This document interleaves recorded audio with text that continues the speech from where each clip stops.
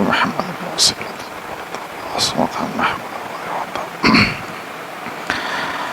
إن الحمد لله نحمده ونستعينه من يهده الله فلا مضل له ومن يضلل فلا هادي له أشهد أن لا إله إلا الله وحده لا شريك له وأشهد أن محمدا عبده ورسوله أما بعد فقد قال الله تعالى في القرآن العظيم أعوذ بالله من الشيطان الرجيم قل إن الموت الذي تفرون منه فإنه ملاقيكم قال النبي صلى الله عليه وسلم أكثروا ذكر هادم اللذات يعني الموت.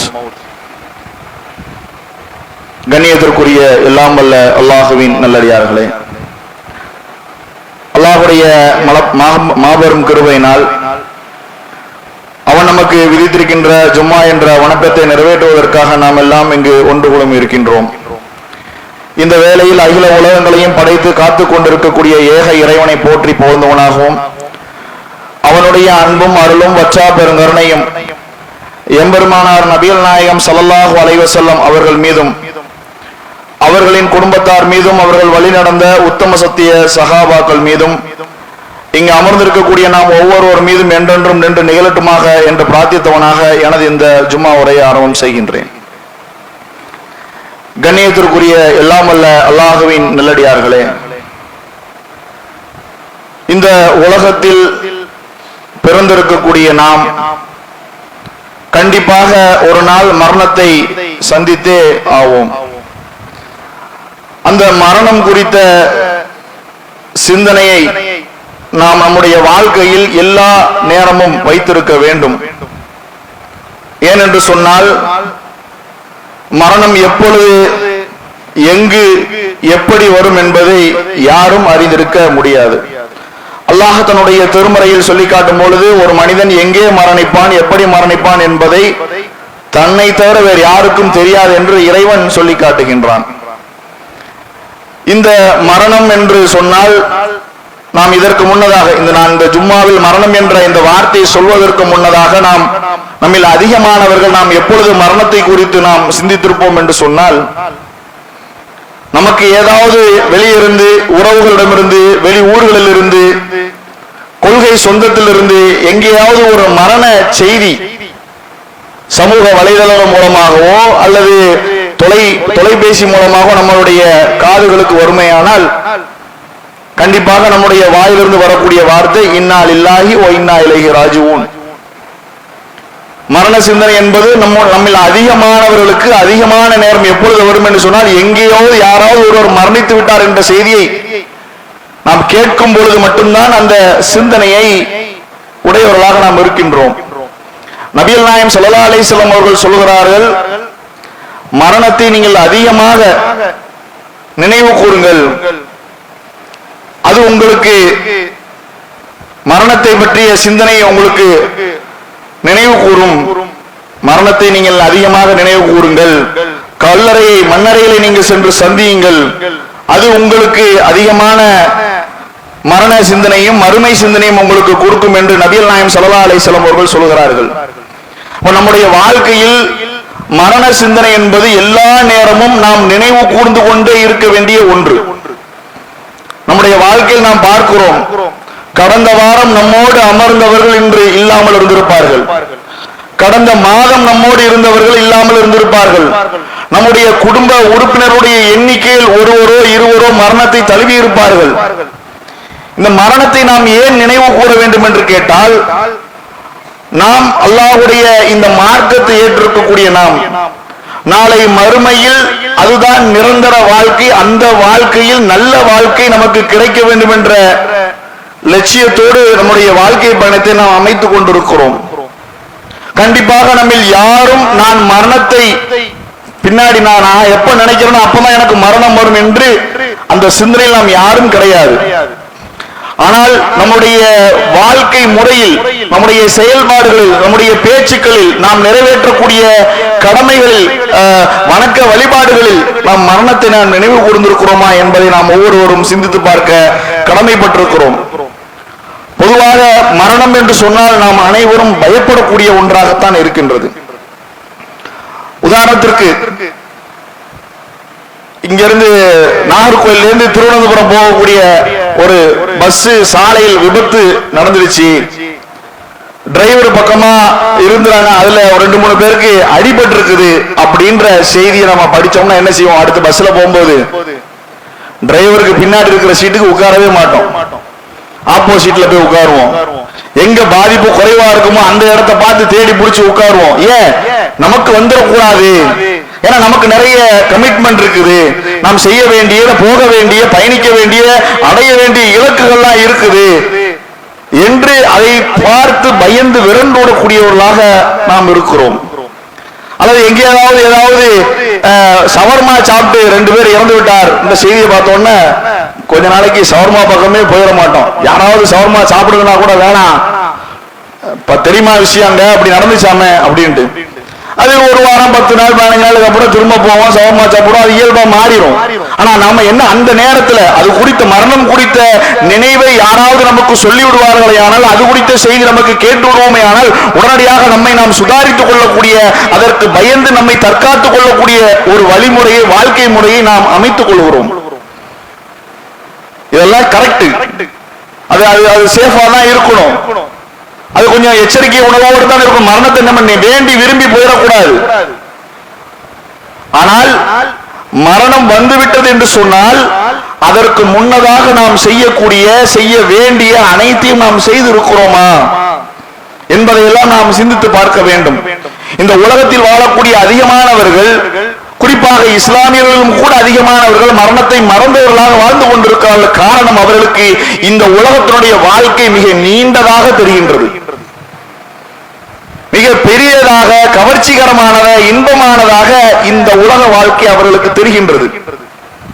அதனாலதான் மரணம் என்ற அந்த ஒன்றை பெரிய லெவல்ல யோசிக்காம, சிந்திக்காம தன்னுடைய வாழ்க்கை இந்த உலகத்தை நோக்கியே பயணிக்கிறார்கள்.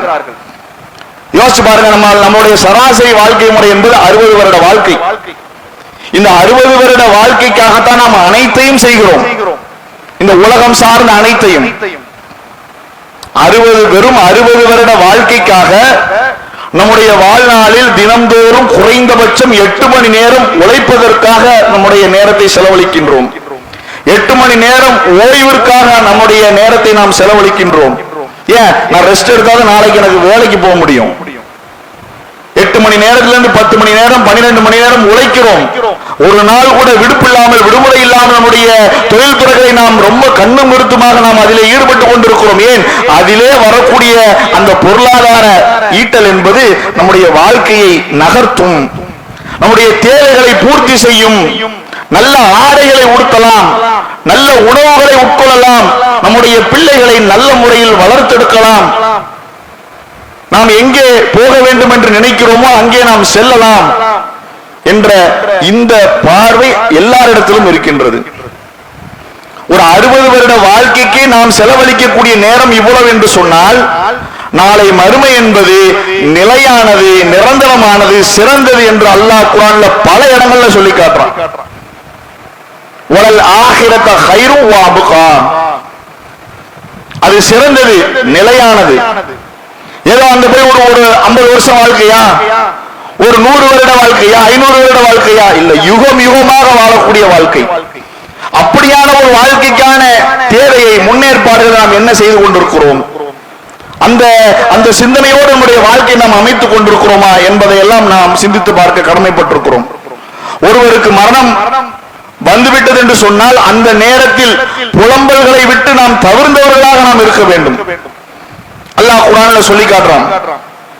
நரகவாசிகள் சொல்வார்களாம், யா அல்லாஹ் எங்களை இங்கிருந்து கொஞ்சம் வெளியே அனுப்பு, நான் நல்லது ஒண்ணுமே செய்யல, செஞ்சுட்டு வந்துடுறேன். அல்லாஹ் காப்பாற்றணும். இந்த நிலையில நாம இல்ல, ஏதோ நம்மளால் இயன்ற அளவிற்கு நாம் நம்முடைய மார்க்கத்தை பின்பற்றியவர்களாக, அல்லாஹ்வுக்கு செய்ய வேண்டிய கடமைகளை, கட்டளைகளை நிறைவேற்றியவர்களாக நாம் அமர்ந்து கொண்டிருக்கிறோம். இன்னொரு இடத்துல அல்லாஹ் சொல்லி காட்டுறான், முதல்ல சொன்னது நரகத்தில் இருக்கிறவங்க என்ன வெளியே அனுப்பு, நான் நல்லதை செஞ்சுட்டு வந்துடுறேன், உன்னை நம்பாம இருந்துட்டேன், நீ என்னெல்லாம் சொல்றீ எல்லாத்தையும் நான் செஞ்சுட்டு வர்றேன் அப்படின்னு சொல்றது நரகவாதி சொல்லுவார். இன்னொரு இடத்துல அல்லாஹ் சொல்லி காட்டுறான், மரணம் வரக்கூடிய நேரத்துல யா அல்லாஹ் கொஞ்சம் இருஜியோ என்ன திருப்பி அனுப்பு, லஅல்லி அமலன் சாலிகன் ஃபீமா தரக்து, நான் விட்டு வந்த நல்ல காரியங்களை நான் செய்து விட்டு வந்து விடுகிறேன், யா அல்லாஹ் எனக்கு அவகாசம் கொடு என்று மனிதன் சொல்லுவான். அல்லாஹ் சொல்லுவான், இல்ல கல்லா இன்னஹா கலிமத்துன் ஹுவ காயிலுஹா, அது வெறும் உன்னுடைய வாய் வார்த்தை தான், நீ வாயில சும்மா சொல்ற, நீ ஆனா செய்ய மாட்டே அப்படின்றது அல்லாஹ் சொல்ல, உனக்கு நேரம் கொடுக்கப்படாது என்று அல்லாஹ் சொல்லி காட்டுகின்றான். இன்னொரு இடத்துல அதே மாதிரி யா அல்லாஹ் மரணம் வரக்கூடிய நேரத்துல யா அல்லாஹ் எனக்கு கொஞ்சம் அவகாசம் கூட, நான் நல்ல வழியில் நான் செலவு செய்து விட்டு சாலிகினாக நல்லடியாராக நான் திரும்பி வந்து விடுகிறேன் என்று சொல்லப்படும் என்றெல்லாம் அல்லாஹ் குர்ஆன்ல சொல்லி காட்டுறான். அப்ப மரணம் என்பது நாம் எந்த ஒரு நல்ல அமல்களை செய்வதாக இருந்தாலும் சரி, கடமையை கட்டளையை வணக்க வழிபாடுகளை பிற மனிதர்களுக்கு செய்ய வேண்டியதை தான தர்மங்களை எந்த ஒரு நல்லதாக மறுமைக்கான முன்னேற்பாடுகள் எந்த ஒன்றாக இருந்தாலும் சரி, அது நாம் உயிரோடு இருக்கும் பொழுதுதான் நாம் செய்ய முடியும். நம்முடைய அஜல் வந்துவிட்டது என்று சொன்னால், மரணத்தை நம்முடைய கண் முன்னால் நாம் பார்த்து விட்டோம் என்று சொன்னால், நம்முடைய உயிரை கைப்பற்றக்கூடிய வானவர்களை நாம் கண் முன்னால் சந்தித்து விட்டோம் என்று சொன்னால், எல்லா வாசல்களும் அடைபட்டு போய்விடும். அந்த நிலையில் கை சேதப்படைந்தவர்களாக நாம் இருந்து விடக்கூடாது, செய்யாமல இருக்கக்கூடியவர்களாக நாம் இருந்து விடக்கூடாது. நான் செய்யல விட்டுட்டு வந்துட்டேன் எனக்கு அவகாசம் கொடு என்று கேட்கக்கூடிய நிலையில் கூட நாம் இருந்து விடக்கூடாது. நபிகள் நாயகம் ஸல்லல்லாஹு அலைஹி வஸல்லம் அவர்கள் சொல்கிறார்கள், மன் அஹப்ப லிகா அல்லாஹ், யார் அல்லாஹ்வை சந்திக்க விரும்புகிறாரோ அஹப்பல்லாஹு லிகாஹு, அல்லாஹ் அவரை சந்திக்க விரும்புகிறான். யார் அல்லாஹ்வை சந்திக்க வெறுக்கிறாரோ அவரை சந்திப்பதற்கு அல்லாஹ் வெறுக்கிறான் என்று நபிகள் நாயகம் ஸல்லல்லாஹு அலைஹி வஸல்லம் சொல்றாங்க. சொன்ன உடனே ஆயிஷா நாயகி சொல்றாங்க, யா ரசூலல்லாஹ், எங்கள மனிதர்கள்ல யார்தான் மரணத்தை விரும்புவா? எல்லாருமே வெறுக்கக்கூடியவர்களாக தானே இருப்போம் அப்படின்னு சொல்லும்போது ரசூல் ஸல்லல்லாஹு அலைஹி வஸல்லம் சொல்றாங்க, அப்படி இல்ல, பார்வையில் நிலை குத்தக்கூடிய நேரத்துல, தோள்கள் எல்லாம் சிலிர்க்கக்கூடிய நேரத்தில், விரல்கள் எல்லாம் பின்னக்கூடிய நேரத்தில், அதாவது ரூஹ் பிரியக்கூடிய அந்த தருணம், ரூஹ் நம்மை விட்டு பிரியக்கூடிய அந்த தருணம் எப்படி இருக்கும் என்று சொன்னால், நம்முடைய கருவிழிகள் எல்லாம் மேல் நோக்கி இருக்கும், நிலை குத்தி நிற்கும், நம்முடைய தோள்கள் எல்லாம் சிலிர்த்து கொண்டிருக்கும், விரல்கள் எல்லாம் பின்னிக் கொண்டிருக்கும். அப்படியான நேரத்தில் யார் நான் மரணத்தை சந்திக்கிறேன், என் இறைவனை சந்திக்க போகிறேன் என்று யார் அந்த நேரத்தில் விரும்புகிறாரோ அவரை சந்திக்க அல்லாஹ் விரும்புகிறார் என்று நபிகளார் அவர்கள் சொல்கிறார்கள். அதே செய்தி இன்னொரு இடத்துல வரும் பொழுது, யார் அல்லாஹ்வுடைய அருள் பெற்றிருக்கிறார்களோ அந்த மரணத்தை அல்லாஹ் விரும்பக்கூடிய நேரத்தில், இதா புஷ்ரு பி ரஹ்மத்தில்லாஹ், யார் அல்லாஹ்வுடைய அருள் பெற்றிருக்கிறார்களோ, ஒரு ரில்வானிஹி, அவருடைய பொருத்தத்தை யார் பெற்றிருக்கிறார்களோ அவர் அல்லாஹ்வை சந்திக்க விரும்புவார், நேசிப்பார். யார் அல்லாஹ்வுடைய கோபத்திற்கும் அல்லாஹ்வுடைய வேதனைக்கும் உட்பட்டவராக யார் இருப்பாரோ அவர் அந்த மரணத்தை வெறுக்கக்கூடியவராக இருப்பார், அல்லாஹ்வை சந்திப்பதை வெறுக்கக்கூடியவராக இருப்பார் என்று நபிகள் நாயகம் ஸல்லல்லாஹு அலைஹி வஸல்லம் அவர்கள் ஆயிஷா ரலியல்லாஹு அன்ஹா அவர்கள் கேட்ட அந்த கேள்விக்கு பதிலாக சொல்கிறார்கள். நம்ம இவ்வளவு செய்யறோம்ல இந்த உலகத்துக்காக, நம்ம ஒவ்வொருத்தரும் நம்முடைய வாழ்க்கையில எடுத்து பாருங்க, நான் இந்த உலகத்திற்காக செய்த செயல்கள் பட்டியலிடுங்க, ஆகரத்திற்காக மறுமைக்காக செய்த செயல்கள் என்று பட்டியலிடுவோம். நாம செய்யற செயல நம்ம ஆரம்பத்தில் நம்ம பெரிய வாழ்க்கையை வாழ்றோம்னு, அதை பற்றி அல்லாஹ் தன்னுடைய திருமுறையில் சொல்லி காட்டுகின்றான். நாளை மறுமை நாள்ல ரகசியம் பேசிக் கொள்வார்களாம். என்ன ரகசியம் பேசுவாங்க அப்படின்னா, நாம பூமியில ஒரு 10 நாள் வாழ்ந்திருப்போமா, 60 வருட வாழ்க்கை, 60 வருட வாழ்க்கையை நாளை மரணம் சந்தித்திற்கு பின்னால் மறுமையில் ரகசியம் பேசிக் கொள்வோமாம். ஒரு 10 நாள் வாழ்ந்திருப்போமா அப்படின்னு சொல்லும் பொழுது, அங்க அந்த கூட்டத்துல கொஞ்சம் கல்வியாளர்கள், அறிஞர்கள் இருப்பாங்க, அவங்க சொல்லுவாங்களாம், இல்ல பிஸ்தும் இல்லா யோமா, ஒரு நாள் தான்ப்பா வாழ்ந்திருப்போம். வெகுஜன மக்கள் 60 வருஷம் 70 வருஷம் வாழ்க்கையே அவனே எப்படி விளங்கியிருப்பான், உலகத்துல ஒரு 10 நாள் வாழ்ந்திருப்போம்பா. ஆனா நம்ம 10 நாளைக்காக தான் இவ்வளவு பெருசா செஞ்சுக்கிட்டு இருக்கிறோம். மறுமையில போய் நாம சொல்லக்கூடிய அந்த 10 நாள் என்று சொல்லக்கூடிய அந்த ஸ்டேட்மெண்ட்டுக்காக நம்முடைய வாழ்நாள் முழுவதும் அதற்காக செலவு பண்ணுகின்றோம், மரணத்தை மறந்தவர்களாக. அதுல சில படித்தவர்கள் கல்வியாளர்கள் சொல்லுவாங்க, ஏமா 10 நாள் கிடையாது, நீ நினைக்கிற மாதிரி 10 நாள் நீ வாழ்ந்து நினைக்கிறியா? இல்ல இல்ல, ஒரே ஒரு நாள் அப்படின்னு சொல்லுவோம் என்று அல்லாஹ் சொல்லி காட்டுகின்றான்.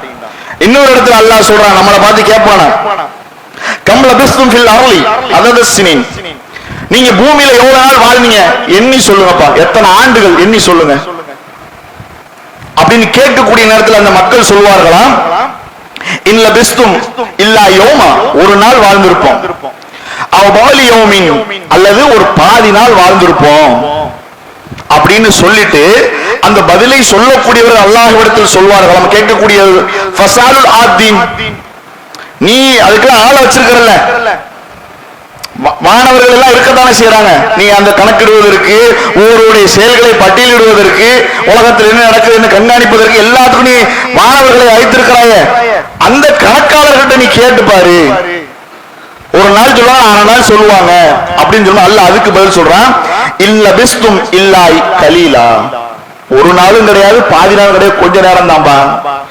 லவ் அன்ன குந்தும் அன்னக்கும் குந்தும் தாளமும், நீங்க அறிஞ்சுக்கிட்டீங்கன்னா நீங்க நல்லா தெரிஞ்சுக்காங்க, ஒரு நாள் இல்ல, அரை நாள் இல்ல, கொஞ்சோடு நேரம் தான் நீங்கள் பூமியில் வாழ்ந்திருக்கிறீர்கள் என்று அல்லாஹ் சொல்லி காட்டினான். அப்ப அல்லாஹ்வுடைய பார்வையில் அல்லாஹ் நமக்கு சொல்லக்கூடிய அந்த பதிலை வைத்து நாம் என்ன புரிகிறோம் என்று சொன்னால், ஒரு நாளில் சொற்ப மணி நேரங்களுக்கு பொறுமானமான இந்த உலக வாழ்க்கைக்காக நான் செலவழிக்கக்கூடிய நேரம், நான் மறுமையை மறந்த வாழ்க்கையினுடைய தூரம், யோசிச்சு பாருங்க. இன்னொரு சிந்தனை நமக்கு இருக்குது, என்னன்னா இப்ப எனக்கு 30 நல்ல உடல் ஆரோக்கியமாக நான் நின்று கொண்டிருக்கிறேன், இன்னும் போக வேண்டிய டிக்கெட்லாம் நம்ம பார்க்கிற கண்ணு முன்னாடியே 70-80 தாண்டிய ஆட்கள்லாம் இருக்கத்தான் செய்யறாங்க. அப்படின்ற மாதிரியான சிந்தனைகள் கூட எல்லா இடத்துலயும் இருக்கும். 30-50 பார்ப்பாரு, 50-60 பார்ப்பாரு, 60-70 பார்ப்பாரு, 80-70-80 பார்ப்பாரு, இப்படி ஒவ்வொருத்தரும் பார்த்துக்கிட்டே இருப்பாங்க. நம்ம ஜடகாத்திரமாக தானே இருக்கிறோம் அப்படின்னு சொல்லிட்டு கடைசியா நம்ம அதை செஞ்சுக்கலாம், விட்டதை புடிச்சிடலாம் அப்படின்ட்டு. அதனாலதான் ஆரம்பத்தில் சொன்ன மரணம் எப்போ வரும்னு தெரியாதுன்னு. ஆனால் ஒரு விஷயத்தை நல்ல கவனத்தில் வைக்க வேண்டிய விஷயம் என்ன அப்படின்னு சொன்னா, திடகாத்திரமாக இருக்கக்கூடியவர்கள் கூட இந்த உலகத்தில் உயிர் வாழக்கூடிய ஒரு வாய்ப்பை பெற்றிருந்தாலும் சில நேரங்களில் அல்லாஹ்வுக்கு செய்ய வேண்டிய கடமைகளை, கட்டளைகளை நிறைவேற்ற முடியாமல் அவருக்கு போய்விடலாம். ஒரு 2 நபர், அவங்க 2 பேருமே 60 கடந்தவர்களாக இருக்கிறார்கள். உண்மை சம்பவம். ரொம்ப நோய்வாய்ப்பட்டு முதுமையின் காரணமாக ரொம்ப இயலாமையில இருக்கிறாங்க. அவங்கள போய் சந்திக்கும் பொழுது அந்த 2 பேருமே வேற வேற சூழல்ல பார்த்தது. 2 பேருமே அவர்கள் கைகளால் நமக்கு சமிக்கை செய்கிறார்கள். தொழக்கூடிய முறை இருக்குல்ல, அல்லாஹ் அக்பர், இது செய்ய முடியல, பேசலாம் தெரியாது, பேசலாம் வரமாட்டிருக்கு, நிற்கிறது யாருன்னு கூட தெரியாத அளவுக்கு மறந்த நிலையில் இருக்கிறார்கள். ஆனால் அவர்களுக்கு என்ன தெரிகின்றது என்று சொன்னால், அல்லாஹ்வை தொழ முடியவில்லையே என்று செய்கை சமிக்கை காட்டி நம்மிடத்தில் அவருடைய வருத்தத்தை, அவருடைய ஏக்கத்தை நம்மிடம் வெளிப்படுத்துகிறார்கள். யோசிச்சு பாருங்க, நாம அந்த சூழ்நிலை இருந்தா இப்படி இந்த பதில, இந்த ஒரு ஏக்கத்தோடு தொழுகை அல்லாஹ்வுக்கு செய்ய வேண்டிய இந்த கடமையை நிறைவேற்ற முடியலையே அப்படின்ற ஏக்கத்தை வெளிப்படுத்த எனக்கு முடியுமா என்பதை நாம் ஒவ்வொருவரும் கேட்டு பார்க்க வேண்டும். 2 பேரும் இறந்துட்டாங்க. 2 பேரையுமே சந்திக்கும் போது அவங்க ஏன் அதை செஞ்சாங்க, ஏன் அந்த நேரத்திலையும் அந்த தொழுகவில்லையே என்ற ஏக்கம் அவருடைய உள்ளத்தில் ஒரு வடுவாக இருப்பதற்கான காரணம் என்ன? அவர்கள் நல்ல ஆரோக்கியமாக இருக்கக்கூடிய நேரத்தில் அல்லாஹ்வுக்கு செய்ய வேண்டிய அந்த கடமைகளை சரியான முறையில் நிறைவேற்றியவர்களாக வாழ்ந்தார்கள். நாம் பார்த்த வகையில், வெளிப்படையாக நாம் பார்த்த வகையில் ஒவ்வொரு நேர தொழுகைக்கும் பள்ளிக்கு சென்று முதல் ஜமாத்தில் நின்று தொழ முயற்சி செய்தவர்கள். யார் என்ன நடந்தாலும் சரி, வீட்டுக்கு விருந்தாளி வந்தாலும் சரி, என்ன வந்தாலும் சரி, அதான் கொடுத்துட்டாங்களா, தொழுகைக்கான நேரம் வந்துருச்சா, அவங்க பாட்டுல கிளம்பி இருந்தா தொழுது வந்துடுறேன் என்று சென்றவர்கள். நாம என்ன நினைக்கிறோம், லொஹர் தானே 3:30 மணி வரைக்கும் டைம் இருக்கு, அசர் தானே 6:20 வரைக்கும் நமக்கு நேரம் இருக்குது. நாம நல்ல ஆரோக்கியமா இருக்கும் பொழுதே அசர் 3:30 வரைக்கும், லொஹர் 3:30 வரைக்கும், அசர் 5:30 வரைக்கும் நம்ம நினைச்சோம்னா, நாளை இயலாமை முதுமையின் காரணமாக நாம் ஒரு சூழலை சந்திக்கும் பொழுது அந்த கடமைகளை நிறைவேற்ற முடியாத ஒரு சூழலில் நாம் தள்ளப்பட்டு விடுவோமோ என்ற அச்சம் நமக்கு இருக்கின்றது. அல்லாஹ்வுக்கு செய்ய வேண்டிய கடமை நாளை மறுமை நாளுடைய முதல் கேள்வி. மரணம் அந்த சிந்தனை இருந்துச்சுன்னு சொன்னா கண்டிப்பாக எல்லா நேர தொழுகையும், எல்லா விதமான ஹலால் ஹராமை பேணி நடக்கக்கூடியவர்களாக, எல்லா விதமான நன்மைகளை செய்யக்கூடியவர்களாக, எல்லா விதமான பாவமான தீமையான காரியத்தில் ஈடுபடாமல் தன்னை தற்காத்துக் கொள்ளக்கூடிய ஒரு அடியானாக எப்பொழுது மாறலாம் என்று கேட்டால், மரணம் நம்முடைய நினைவுக்கு இருந்தால் போதும். தொழநூல் லேட் ஆக்குறேன், லேட் ஆகிற நேரத்தில் எனக்கு மரணம் வந்துருச்சுன்னா தொழாத அடியானாக நான் சென்று விடுவேனே என்ற அச்சம் உடனடியாக தொலை செய்ய வைக்கும். ஒரு பாவத்தில் ஒரு ஹராமான ஒன்றை நான் செய்ய போகிறேன், அல்லது வியாபாரத்தில் ஒரு ஹராமை செய்கிறேன், ஒரு ஒரு ஒரு பொய்யான ஒரு ஒரு மதிக்கத்தக்க ஒரு பொருளை, மதிப்பில்லாத ஒரு பொருளை, ஒரு அந்த அதனுடைய உண்மைத்தன்மையை மறைத்து நான் வியாபாரம் செய்ய முற்படுகிறேன். வியாபாரம் செய்வதால் என்னுடைய கல்லாவில் 500 ரூபாய், 1000 ரூபாய், 5000 ரூபாய் வந்துவிடும். ஆனால் ஒருவரை ஏமாற்றிய அந்த குற்றத்தோடு, அந்த பாவத்தோடு நான் நின்று கொண்டிருப்பேனே,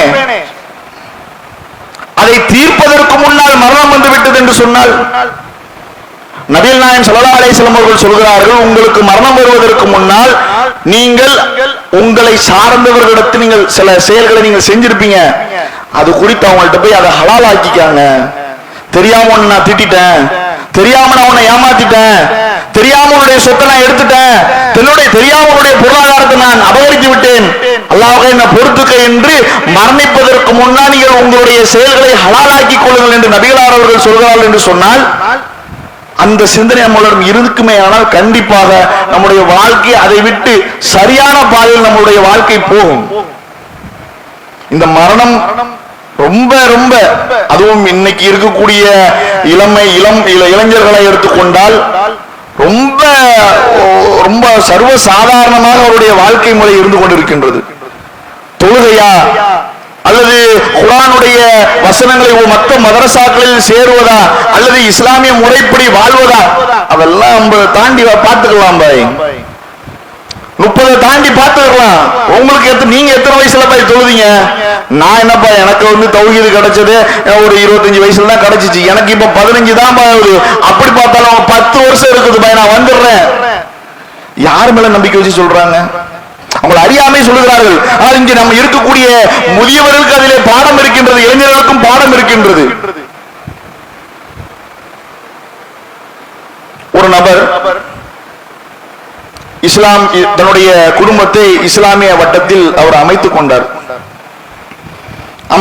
அவர் வெளிநாட்டில் வேலை செய்யறாரு. இஸ்லாம் ஈர்க்கப்பட்ட அவர் பிள்ளை எல்லாத்திலையும் இஸ்லாத்துல மாத்திக்கிட்டாரு. அவருக்கு மரணம் வந்துவிட்டது. குடும்பம் எல்லாம் அப்படியே ரிவர்ஸ்ல போயிட்டாங்க. யோசிச்சு பாருங்க, அல்லாஹ் காப்பாத்தணும். நான் என்னுடைய மரணத்தை நேருக்கு நேராக சந்திக்கும் பொழுது அல்லாஹ்வை பார்க்கிறேன் என்ற அந்த சந்தோஷத்தோடு அந்த மரணத்தை ஏற்கக்கூடிய நிலையில் நாம் இருக்க வேண்டும் என்று சொன்னால், நாம் மரணத்தை நினைவு கூர்ந்தவர்களாக நாம் இருக்க வேண்டும். அதே நேரத்தில் இந்த நினைவு கூறக்கூடிய விஷயத்துல மரணத்தை நினைவு கூறுவது போன்று நம்மை விட்டு சென்ற, நம்மை முந்தி சென்ற நம்முடைய குடும்பத்தாரையும் நாம் நினைவு கூற வேண்டும். என்னுடைய குடும்பத்துல என்னுடைய அத்தா எங்களை விட்டு போயிட்ட, தவறிட்டாங்க, இறந்துட்டாங்க. எவ்வளவு நாளைக்கு எனக்கு என்னுடைய அத்தாவுடைய ஞாபகத்தில் இருக்கும்? அல்லது உறவுகள் எடுத்துக்கிட்டீங்கன்னா 1 வாரம் 10 நாள் இருக்கும். அல்லது எப்போவாவது பேசும்போது, போன வருஷம் அவர் இருந்தாரு, 5 வருஷமா நம்ம அங்க போனோமே, அவரும் சேர்ந்து வந்தாரு அப்படின்னு பேசுவோம். இதே அக்காவோ அம்மாவோ இறந்து விடுவார்களே ஆனால் கூட கொஞ்சம் ஞாபகத்தில் இருக்கும். ஒரு மாசத்துக்கு அந்த சிந்தனையோடு இருக்கும். வீடுகளுக்கு செல்லும் பொழுது அவர்கள் இருந்த அந்த நாற்காலியை பார்க்கும் பொழுது, அவர்கள் படுத்த அந்த கட்டளை பார்க்கும் பொழுது, அவர்கள் பயன்படுத்திய அந்த பொருட்களை பார்க்கும் பொழுதெல்லாம் நம்மை பெற்றெடுத்த அந்த தந்தையுடைய நினைவு, தாயுடைய நினைவு நமக்கு வரும். இது கூட நம்மளை பக்குவப்படுத்தும்.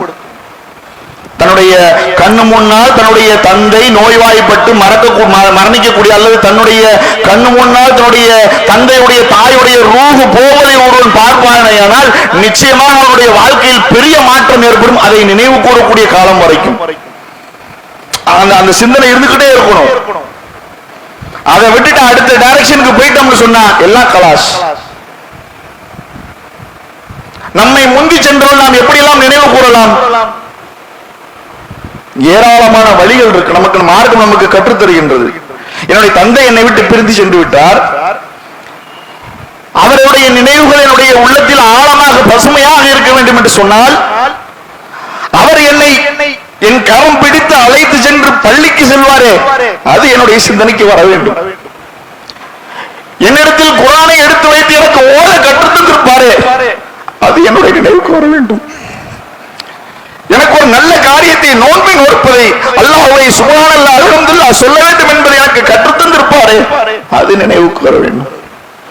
ஏதாவது ஒரு நல்ல காரியத்திற்கு தர்மங்கள் செய்வதாக இருந்தால் என் கையில் காசை கொடுக்க சொல்லியிருப்பாரே, அது நினைவுக்கு வர வேண்டும். யோசிச்சு பாருங்க, நம்மளை எவ்வளவு கஷ்டப்பட்டு வளர்க்கிறாங்க நம்முடைய பெற்றோர்கள். அவங்களுடைய ஒட்டுமொத்த வாழ்க்கையும் பெரிய தியாகம் செய்துதான் பிள்ளைகளை வளர்க்கிறார்கள். திருமணம் ஆகாத சிறுவர்களாக இளைஞர்களாக இருக்கக்கூடிய நீங்களும், உங்களுக்கு திருமணமாகி நீங்களும் பிள்ளைகளை பெற்றெடுத்தால் உங்களுடைய வாழ்க்கையும் அப்படித்தான் இருக்கும். நீங்களும் ஒரு தியாக வாழ்க்கையை தான் நம்ம அனைவரும் அப்படித்தான் வாழ போறோம். ஆனா எனக்கு என் அத்தா என் கையை பிடித்து இறை இல்லத்திற்கு அழைத்து சென்றது போல் நாம் எத்தனை பேர் நம்முடைய பிள்ளைகளை அழைத்து செல்கிறோம்? எனக்கு என் அத்தா என்னுடைய குர்ஆன் ஓதுவதற்கு கற்றுத்தந்தது போல் எத்தனை பேர், எத்தனை தந்தைமார்கள் அல்லது தாய்மார்கள் தங்களுடைய பிள்ளைகளுக்கு இந்த குர்ஆனை கற்றுக் கொடுப்பதற்கு நாம் முயற்சி செய்திருக்கிறோம்? அவர்களோடு அமர்ந்து இறை வசனங்களை நாம் ஓதி இருக்கிறோமா? அவர்களோடு சேர்ந்து தொழுகை நாம் நிறைவேற்றிருக்கிறோமா? அவர்களிடம் கொடுத்து ஒரு நல்ல காரியத்திற்காக பொருளாதாரத்தை நாம் செலவு செய்திருக்கிறோமா? அவர்களை அழைத்து சென்று நம்மை முந்தி சென்ற நம்முடைய குடும்பத்தாருடைய கபர்களை ஜியாரத் செய்திருக்கிறோமா? அப்படி ஒரு மனக்கண்ணு முன்னாடி கொண்டு வாங்க. இதெல்லாம் செஞ்சா என்ன நடக்கும்?